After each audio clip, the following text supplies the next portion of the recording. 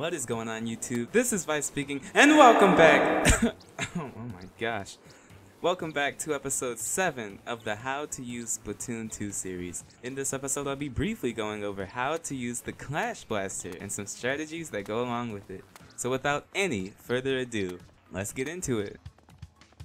The Clash Blaster is a very unique weapon that was introduced in Splatoon 2. It's a weapon that demands an up-close and personal playstyle.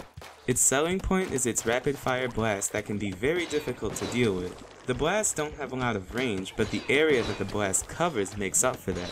Under normal circumstances, the Clash Blaster will take 2 direct hits to kill and 4 indirect hits to kill, as a direct hit does 60 damage and an indirect hit does 30. Something I find very interesting about the Clash Blaster is that no matter the distance away from the blast, a non-direct hit will always do 30 damage. This is very useful for if and when it's best to corner check somebody. This weapon is also not affected by fall-off damage, as its indirect and direct damage are fixed, meaning that they cannot change. Now for the sub and special. The sub weapon for the Clash Blaster is the Splat Bomb. I find this very useful as it makes it a lot easier for the Clash Blaster to pressure from a distance other than 2 feet away. You'll be relying on them a lot. Now the special is the Stingray. This is one that I don't really agree with because it's just strange that they put such a long range special on such a short range weapon. But to be fair, the weapon that you're using doesn't change how efficient the special can be, so under certain circumstances this can be pretty viable. Now for my gear. I bet you can tell I don't play this weapon barely ever. But I think Sub Saver is very important on this weapon because if you're using your splat bombs like you should be, you'll notice that the Clash Blaster actually consumes a good amount of ink if you're firing often, so Sub Saver is good for taking some of the pressure off. The ink resist up is there because if you're going to be in a bunch of close encounters, you're probably going to be in your enemy's ink 90% of the time, and this reduces a lot of the stress that puts on you while you're in that encounter.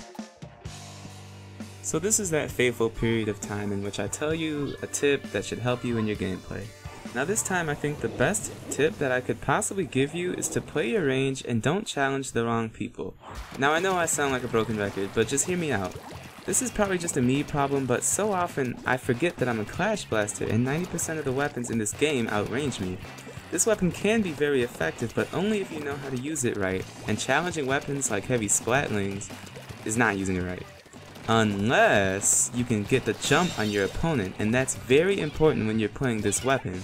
The Clash Blaster is a weapon that can lock somebody down and seal their fate if you use it right. It is the definition of an assault weapon.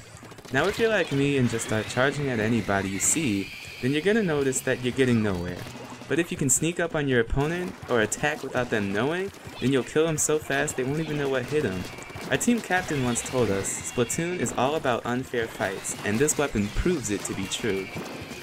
So all in all, the Clash Blaster is a crazy good weapon that is amazing once you can learn how to use it. Its rapid fire can lock enemies down, and your splat bombs are very useful for pressuring enemies over long distances. Also, don't forget about your Stingray. It can still be very effective on this weapon if you can use it in the right situations. But anyways guys, I'm going to keep it short and sweet for you today. I do hope that you enjoyed this video, and I do hope that you give the Clash Blaster a try. If you enjoyed this video, then be sure to give it a like rating, and if you really loved it, then be sure to subscribe. But with that said, I'm going to let the outro do its thing, and I hope to catch you guys in a future video. Peace!